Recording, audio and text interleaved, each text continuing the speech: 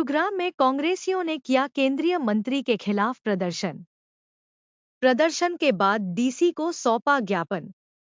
देशवासियों से माफी मांगे केंद्रीय मंत्री अमित शाह। कांग्रेसी केंद्रीय मंत्री के खिलाफ आज गुरुग्राम में कांग्रेसियों ने जमकर प्रदर्शन किया।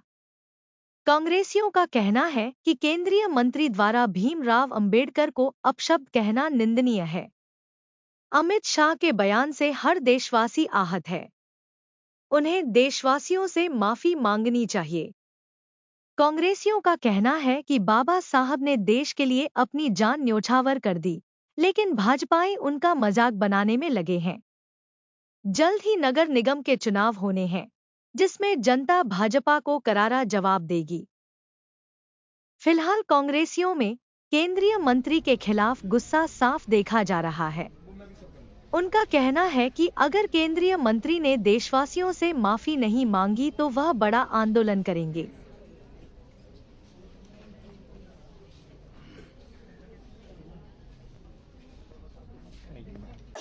देखिए, जिस तरीके से आप सभी लोगों ने देखा कि अमित शाह जी ने किस तरीके से डॉक्टर भीमराव अंबेडकर जी का अपमान करने का काम किया।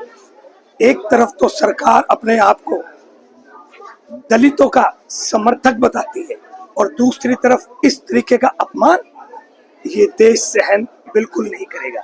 आज कांग्रेस पार्टी के सभी वरिष्ठ नेताओं ने एससी विभाग की तरफ से आज यहाँ पर एक ज्ञापन देने का काम किया और उसमें मांग रखी कि जिस तरीके से अमित शाह ने कल जो बात रखी उस पर वो देश से माफी मांगने का काम करे और जो संविधान बाबा साहब का दिया हुआ आज इस देश में है, अगर उस तरीके को बिगाड़ने का काम ये सरकार करती है तो कतई बर्दाश्त नहीं किया जाएगा। अपने उस बयान पे हम कांग्रेस की तरफ से भी मांग करते हैं और आमजन भी मांग करते हैं कि तुरंत प्रभाव से इस्तीफा दे या माफी मांगने का काम करें। देखिए, प्रदेश स्तर पे आप सभी जिलों में जो है प्रदर्शन चल रहा है और ये मुख्य मांग है कि अमित शाह माफी मांगे और इस तरीके की टिप्पणी दोबारा ना करें। इससे करोड़ों लोगों की भावनाओं को ठेस पहुंची है और इसके लिए तुरंत प्रभाव से इनको माफी मांगने का काम करें। देखिए, कल देश की संसद में एक ऐसा वाक्य हुआ है जिसकी वजह से देश के करोड़ों लोग आज आहत हुए। बाबा साहब डॉक्टर भीमराव अंबेडकर जिनके दिए हुए संविधान की वजह से ये देश चलता है, उनके लिए देश के गृह मंत्री अमित शाह जी ने संसद में आपत्तिजनक टिप्पणी देने का काम किया और वो अमित शाह जी के बयान नहीं थे, ये हम जानते हैं। भारतीय जनता पार्टी और आरएसएस की विचारधारा रही है कि वो इस देश को संविधान से नहीं चलाना चाहते, वो इस देश को मनुस्मृति से चलाना चाहते।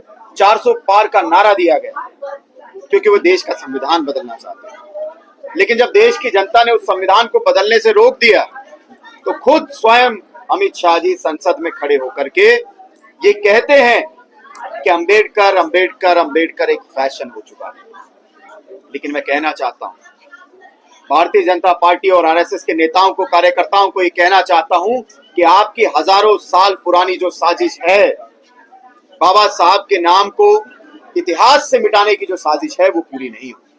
क्योंकि बाबा साहब केवल दलितों के नहीं, इस देश के सभी शोषितों के, पीड़ितों के, आदिवासियों के, पिछड़ों के, महिलाओं के लिए भगवान के स्वरूप है।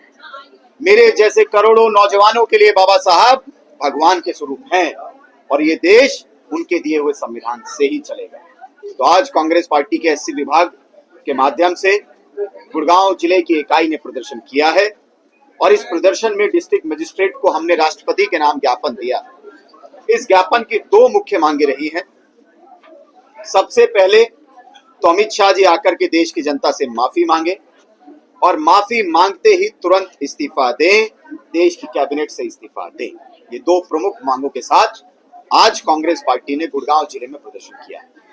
जी, हमारे देश के गृह मंत्री अमित शाह जी ने जिस तरह की टिप्पणी संसद में की, बाबा भीमराव अंबेडकर जी का अपमान संसद में किया, हमारे पार्टी के राष्ट्रीय अध्यक्ष मल्लिकार्जुन खड़गे जी ने भी उनको लीड करने को बोला, पर मुझे लगता है उन्हें एहसास ही नहीं था अपनी गलती का। जो उनके अंदर की भावना थी वो उनके मुंह पे आ गई और उन्होंने कहा कि ही विल नॉट लीव। और इसी से भारतीय जनता पार्टी की मंशा नजर आती है कि बाबा भीमराव अंबेडकर जी के संविधान की तरफ उनका कोई जो है ध्यान नहीं है, वो उसकी मूल भावना को नहीं समझते हैं, उसको बदलने की कोशिश आपने देखा 400 पार का नारा हो, चाहे उनके इतने सारे लीडर हो जिन्होंने संविधान को बदलने की बात की हो लोकसभा चुनाव में। और यही नहीं, मैं आज भारतीय जनता पार्टी की सरकार को ये भी चेतावनी देना चाहती हूँ कि अब निगम के चुनाव आने वाले हैं और हमारा समाज जो 36 वार्ड में उन्होंने हमारी सीटों को 3 कर दिया है, 7 सीटें लिए बिना नहीं मानेगा, हम सड़कों पे उतरेंगे। और इसी संदर्भ में हमारा समाज ही नहीं, पूरे गुड़गांव क्षेत्र के जो नेता हैं और पूरे भारत की जो जनता है वो चाहती है कि वो माफी मांगे और जिस संसद में उन्होंने बाबा भीमराव अंबेडकर जी का अपमान किया था, उसी संसद में बाबा भीमराव अंबेडकर जी के लिए इस तरह के अपशब्द बोलने के लिए जनता के सामने माफी मांगे और इस्तीफा